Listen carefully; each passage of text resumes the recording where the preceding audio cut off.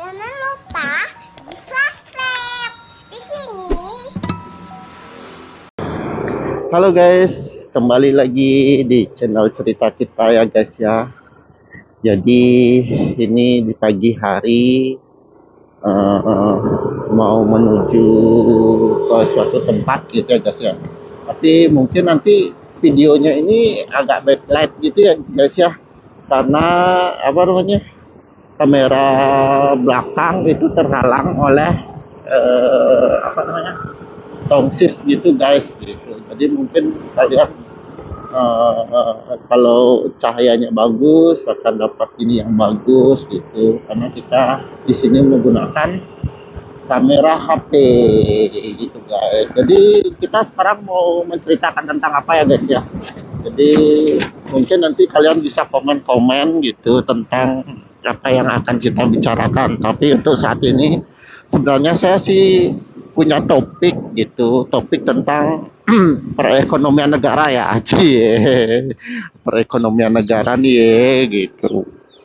Jadi perekonomian negara kali ini gitu. Jadi banyak yang bilang bahwa pertumbuhan perekonomiannya itu sekarang sangat bagus gitu. Bagus dalam artian pertumbuhannya 5% gitu.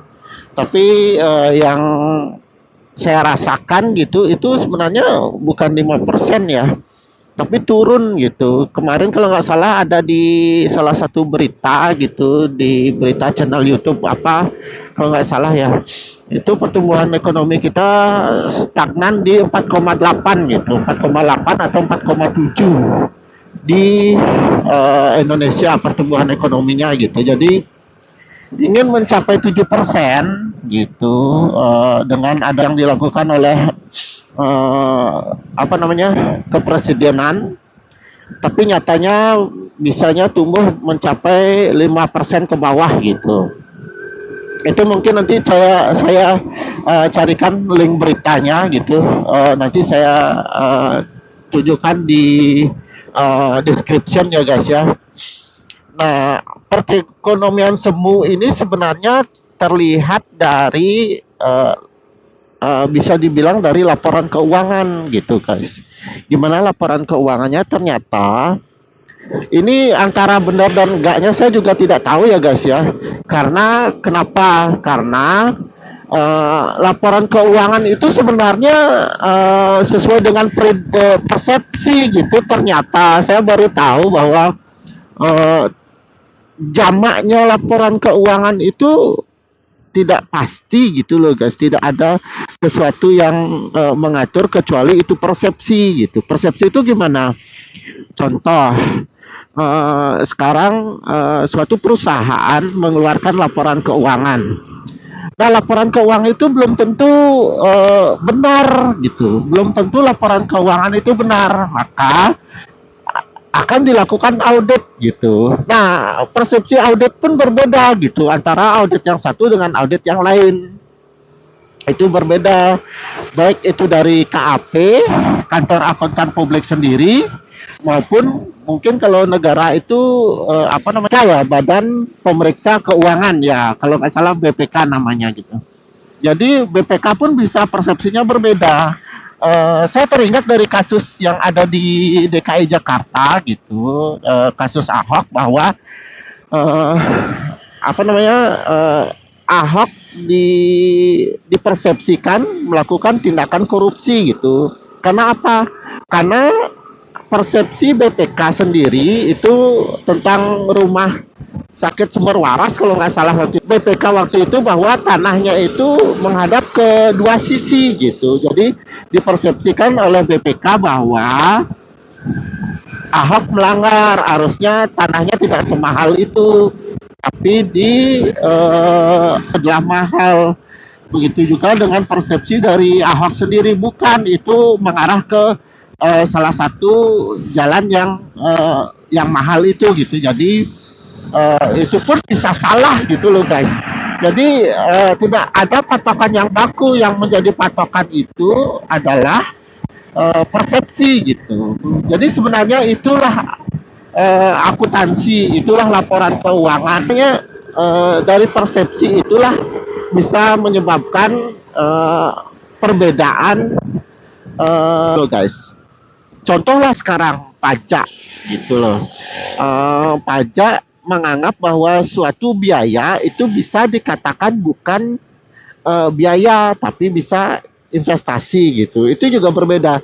Dan kemarin yang saya ingat gitu guys ya, mudah-mudahan saya nggak salah, persepsi saya nggak salah gitu ya, ataupun kalau salah mungkin ada teman yang mau memberitahu saya gitu apa sebenarnya yang terjadi dan bagaimana caranya gitu. Pada debat capres kemarin gitu guys, ini omongannya ngawur sebenarnya ya, isi perdebatan capres juga gitu gitu loh guys. Itu paslon nomor satu yaitu Anies Baswedan mengatakan bahwa dana pendidikan itu seharusnya tidak dianggap sebagai biaya gitu, tapi dianggap sebagai investasi gitu.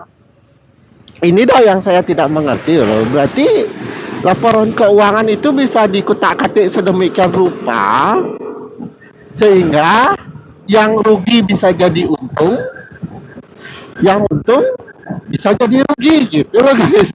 Ini yang sebenarnya laporan keuangan itu yang saya tangkap dulu pada saat pembelajaran akuntansi itu baku gitu. Bakunya gimana? Kalau misalnya dia laporan keuangan, kalau misalnya dia di biaya, otomatis dia berada di laba rugi. Kalau misalnya pendapatan juga ada di laba rugi.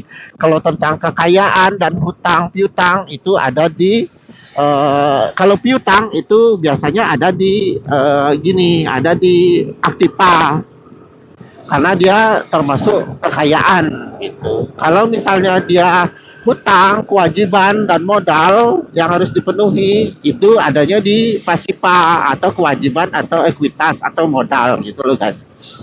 Jadi itu waktu saya pelajarin itu sudah baku dan ternyata setelah berhadapan dengan dunia kenyataan gitu dan saya tertarik sebenarnya dengan laporan keuangan tersebut. Karena apa? Karena saya membuat suatu aplikasi tentang laporan keuangan gitu dan saya menggunakan apa yang saya pelajarin selama ini dan ternyata itu adalah bukan salah sih ya, tapi agak sedikit keliru. Ternyata laporan keuangan sekarang itu tidak sekaku laporan keuangan zaman dulu gitu loh guys. Jadi sekarang sudah dibilang fleksibel gitu. Fleksibelnya kenapa? Ada tipe laporan keuangan accrual atau cash basis gitu loh. Jadi semua sekarang bisa diaccrualkan.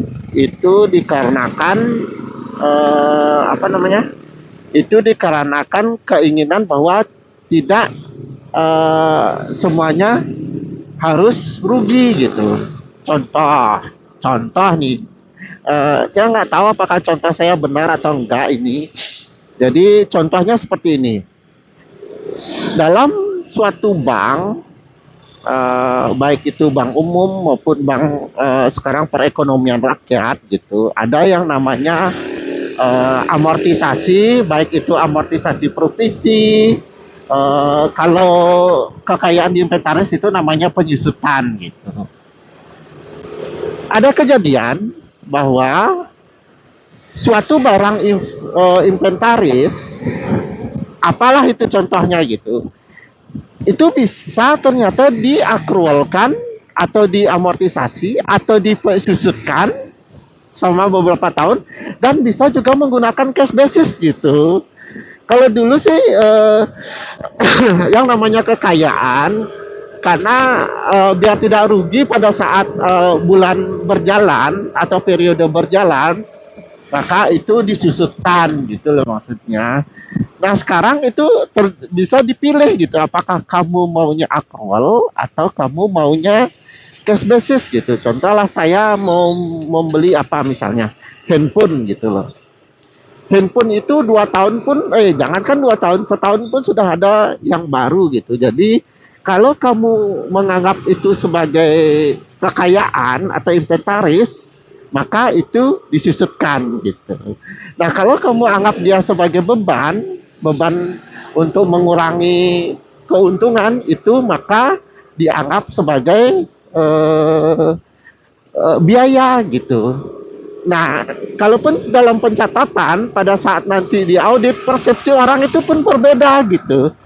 Bisa jadi pada saat laporan keuanganmu itu diaudit gitu, atau dicek baik itu oleh audit internal maupun audit eksternal, itu bisa jadi apa namanya, laporan keuangannya itu salah gitu. Karena kenapa?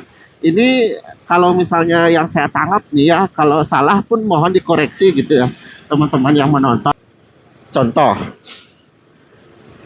seperti handphone itu. Nah, handphone itu kan mengurangi pendapatan ya guys ya. Kalau mengurangi pendapatan, persepsinya bahwa kamu mengurangi pendapatan berarti kamu ingin kelihatan laporan keuanganmu rugi gitu loh. Dan itu terpengaruh sama pajak gitu. Jadi bisa jadi pajak menganggap bahwa kamu membeli handphone itu bukan digunakan sebagai biaya, tapi kamu harus gunakan dia sebagai kekayaan. Mungkin itu yang dimaksudkan oleh Pak Anies gitu. Jadi kemarin saya dengar podcastnya Kasih Solusi itu bersama Irwan Irwan Irwadi gitu ya namanya ya. Itu bagus, dia pintar sekali Pak Irwan ini, apa namanya, menjelaskan bagaimana laporan keuangan itu terbentuk gitu loh maksudnya. Jadi dalam artian bahwa eh, setiap manajemen itu mempunyai suatu kebijakan, baik itu kebijakan internal maupun dari kebijakan dari eksternal itu sendiri. Contoh, kalau misalnya di perbankan itu apa namanya, kebijakan eksternalnya itu kan berasal dari OJK maupun pemerintah maupun LPS sendiri gitu. Kebijakan itu harus disesuaikan berdasar di kebijakan internalnya mereka sendiri gitu. Pada saat kamu atau si perusahaan ini melanggar dari kebijakan eksternal atau kebijakan umum, ya baik itu dibuat oleh pemerintah maupun kebijakan yang dibuat oleh, kalau perbankan itu OJK, ataukah itu kebijakan yang diatur oleh pajak, itu kamu harus berargumentasi gitu. Argumentasinya itu berupa apa? Kita buatlah kebijakan internal gitu. Sama juga dengan kebijakan-kebijakan dari pemerintah itu sendiri, bahwa pemerintah kan membuat suatu kebijakan atau disebutlah undang-undang gitu loh, baik itu undang-undang apa. Nah, pembuatan undang-undang baik oleh presiden maupun menteri maupun staf kepresidenan atau yang di dalam pemerintah itu harus atas persetujuan dari DPR, Dewan Perwakilan Rakyat gitu. Nah, digodoklah kebijakan yang dibuat oleh pemerintah itu bersama dengan DPR atau Dewan Perwakilan Rakyat. Seandainya kebijakan itu dikoreksi oleh DPR, baik koreksinya itu dibatalkan, itu ekstrim, atau kebijakannya itu diminta oleh DPR untuk koreksi kembali, karena ada beberapa baik itu pasal ataupun ada beberapa kebijakan yang dari pemerintah itu yang menurut DPR yang adalah Dewan Perwakilan Rakyat itu tidak sesuai dengan kebutuhan masyarakat atau apalah itu jadinya, entah itu kebutuhan masyarakat atau kebutuhan DPR itu sendiri. Nah, di sana setelah digodok dikembalikan lagi kepada pemerintah gitu loh. Berupa apa? Dimintalah koreksi. Contohnya undang-undang Omnibus Law yang godok. Nah, Agar kebijakan pemerintah ini tetap jalan sebelum digodok, maka pemerintah mengeluarkan melalui presiden itu mengeluarkan perpu gitu. Ternyata seperti itu ya guys ya. Ternyata seru juga politik-politik itu ya berhubungan dengan kebijakan-kebijakan yang diatur pemerintah sendiri. Kenapa sambil kebijakan tersebut direvisi oleh eh, pemerintah, baik itu presiden maupun siapalah yang akan uh, apa namanya yang menggodok kebijakan yang setelah dikoreksi oleh DPR tersebut, maka pemerintah melalui presiden kemarin mengeluarkan perpu agar kebijakan tersebut bisa jalan gitu. Kebijakannya gimana jadinya? Pemerintah menggodok, setelah digodok oleh pemerintah itu sendiri, maka dikembalikanlah kepada DPR. Itu sebenarnya alurnya. Tapi kemarin Undang-Undang Omnibus Law setelah dikeluarkan Perpu, apa sudah digodok kembali untuk dikembalikan kepada DPR? Ya itu yang saya nggak tahu ya. Kan kebijakan yang dibuat oleh pemerintah itu diminta direvisi kembali oleh DPR gitu, tentang IKN misalnya gitu. Itu sebenarnya diminta oleh DPR untuk menggodok kembali agar kebijakan ini lebih sempurna gitu. Tapi agar kebijakan itu tetap jalan, dibuatkanlah Perpu. Nah, Perpu ini termasuk dengan kebijakan internal pemerintah itu sendiri gitu loh guys. Jadi itulah yang dimaksud dengan kebijakan internal maupun kebijakan eksternal gitu guys. Jadi pemerintah itu mencoba melakukan yang terbaik, sama juga dengan DPR gitu, juga melakukan hal yang terbaik. Pemerintah akan mengeluarkan kebijakan eksternal, tetapi kebijakan eksternal yang dikeluarkan oleh pemerintah tersebut diminta untuk dikoreksi oleh DPR agar membentuk suatu yang disebut dengan undang-undang. Sebelum undang-undang itu dikoreksi jadi, maka kebijakan tersebut diminta untuk dirubah oleh DPR kepada pemerintah gitu. Nah, sebelum menjadi undang-undang, maka agar kebijakan itu dapat berjalan, maka dibuatkanlah kebijakan internal terlebih dahulu yang disebut dengan Perpu gitu. Nah, itu di ruang lingkup kebijakan global ya. Kebijakan global itu yang mencakup masalah hajat hidup orang banyak gitulah misalnya. Itu secara umum ya guys ya. Secara umum saja kita masih saya khususnya ya masih tidak mengerti bagaimana kebijakan itu terbentuk atau bagaimana kebijakan itu dapat terrealisasi gitu loh. Apalagi